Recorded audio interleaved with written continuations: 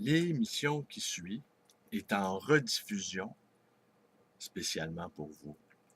Bonjour, bienvenue dans ma bibliothèque. Nous sommes à Montréal le 13 juillet 2014. Mon nom est Bruno Lalonde.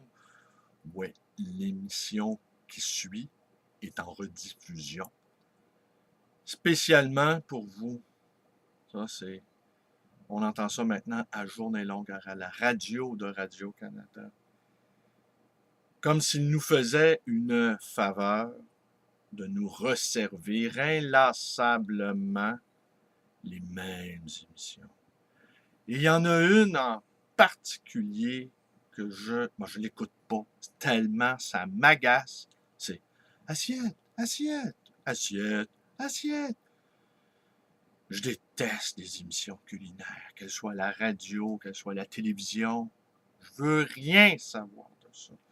Et je suis d'autant plus ulcéré de ces émissions-là de cuisine, c'est qu'en fait, plus personne ne s'invite. Alors, je saisis mal l'intérêt d'avoir sempiternellement des émissions culinaires quand plus personne ne reçoit personne. Alors, le virtuel, une fois encore ici, a pris la place de la réalité. Bon, vous le savez, je suis quelqu'un de très proustien qui vit beaucoup dans ses souvenirs. Et forcément, à mesure que j'avance en âge, eh bien, les souvenirs vont en se multipliant. Et ce matin, très, très tôt, je suis allé me balader du côté de ce qui était autrefois l'ancien stade de Lorimier, angle de Lorimier et Ontario. Stade qui a été construit en 1928 et qui a été détruit en 1965 pour faire place à l'école secondaire Pierre Dupuis, qui a ouvert ses portes en 1971. Et la petite histoire retiendra que pendant de nombreuses années, l'écrivain et critique Jean-Pierre Yssenhut y a enseigné. Pierre Dupuis, qui, jusqu'à tout récemment, peut-être est-ce encore le cas, détenait le record d'être la plus médiocre école de tout le réseau des écoles de l'île de Montréal, de la commission scolaire de Montréal. La plus mauvaise. Elle se classait en dernière position. Et je n'y suis pas allé car nous avons déménagé, ma famille et moi. Mais je ne vous dis pas combien je craignais d'aller dans cette école. Mais bon, je n'y suis pas allé. J'ai plusieurs amis qui y sont allés. Et eux, semble-t-il, n'en conservent pas un si mauvais souvenir. Alors, qu'est-ce qui m'a motivé à aller me balader très tôt, 5h15 du matin, du côté de l'ancien parc de Lorimier, qui est aujourd'hui converti en terrain de football, de soccer, si vous préférez? Eh bien, c'est qu'hier soir, avant de me coucher, j'ai lu ceci. Une page de notre histoire. Jackie Robinson à Montréal. Jackie Robinson a été le premier joueur noir à jouer pour une ligue professionnelle. Car dans ce fameux stade de Lorimier, les Royals, les Royaux de Montréal, qui était le club école des Dodgers de Brooklyn, eh bien, a accueilli le premier joueur de race noire. Et Montréal avait été choisi volontairement, car Montréal, à ce moment-là, il est resté, mais à ce moment-là, en 46, attendez, est-ce que c'est en 46? Je ne voudrais pas n'importe quoi. Oui, c'est en 46. Montréal avait été choisi car Montréal est une ville ouverte. Était une ville très, très délurée.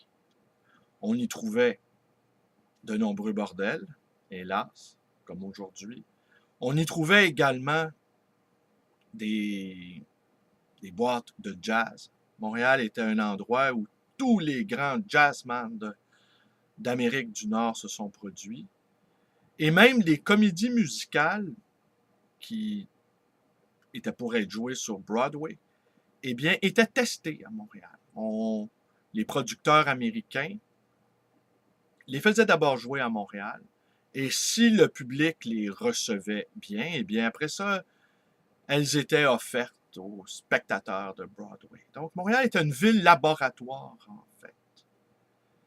Et toute mon enfance, j'ai entendu parler, ma grand-mère, de ce fameux stade de Lorimier, où le mari de ma grand-mère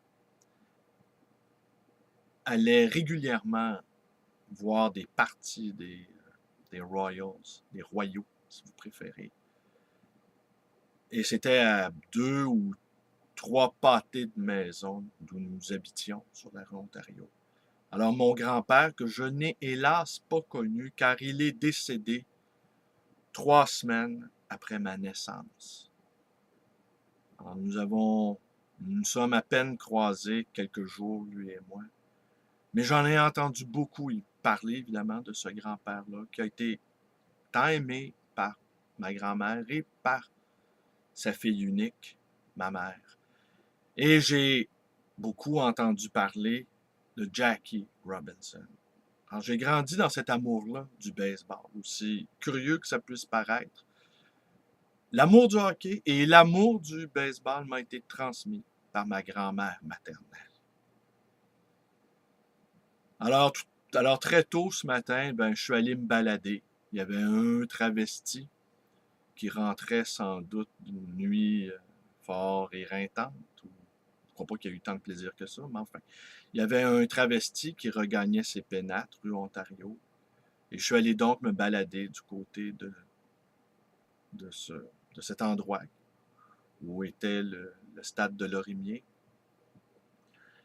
Et franchement, j'avais la nostalgie de cette équipe-là de baseball que nous avons eue à Montréal, de 69 à 2014, les Expos.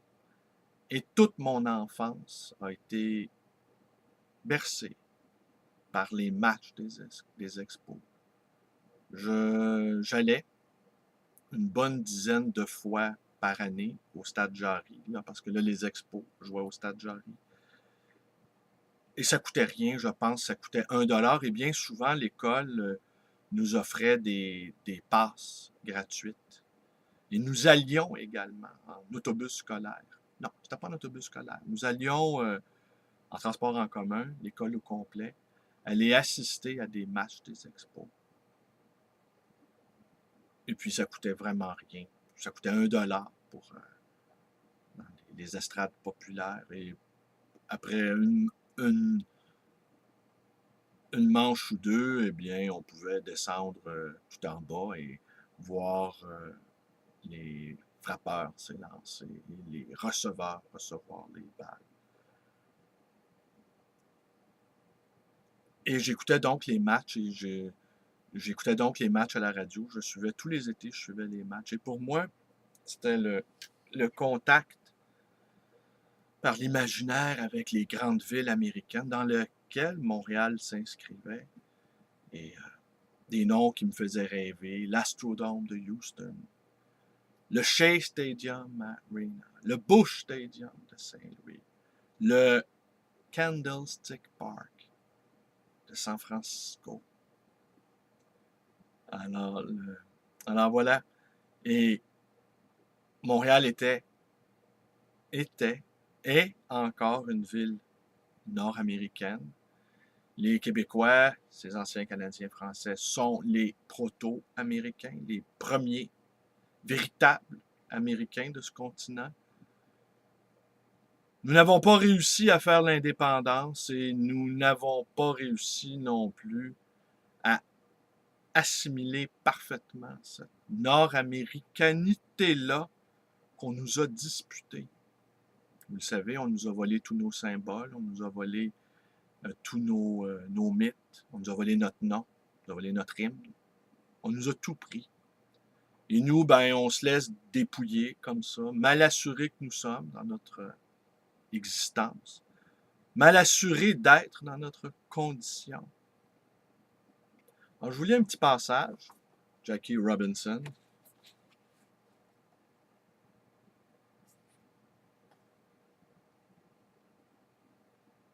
Attendez.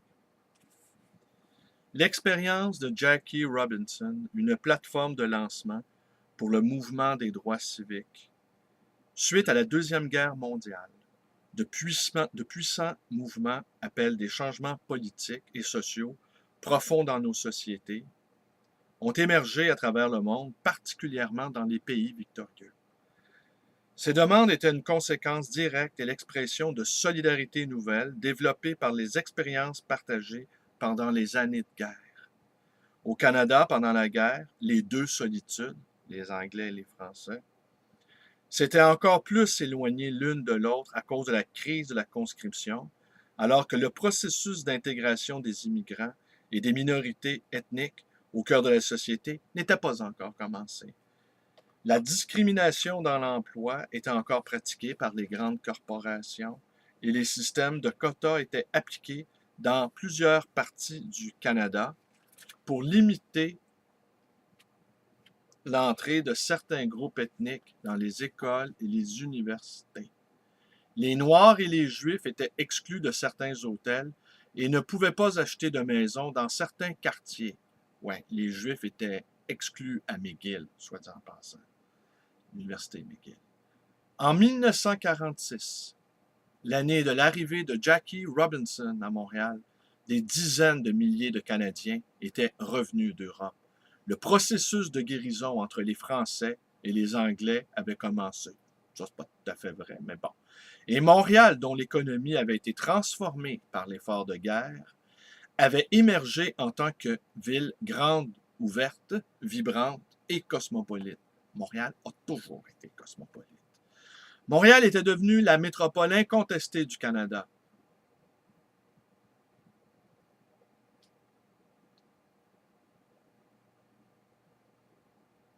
Aux États-Unis, l'augmentation massive de la mobilité sociale exigée par l'effort de guerre et la déségrégation des forces armées pendant la guerre ont entraîné l'émergence de demandes pour l'égalité des chances et pour la déségrégation de la société américaine.